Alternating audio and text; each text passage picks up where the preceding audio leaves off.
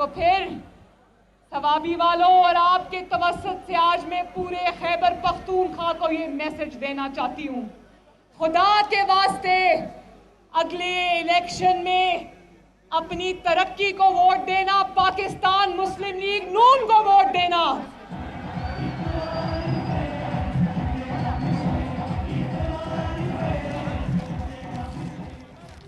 شیر کو ووٹ دینا، تاکہ لاہور کی طرح، پنجاب کی طرح ترقی خیبر پختونخوا کا بھی مقدر بنے انشاءاللہ تعالی۔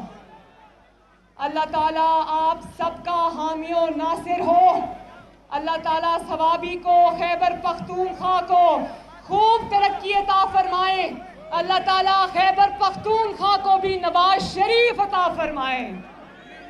اللہ تعالیٰ آپ کو خوش رکھے۔ اللہ حافظ۔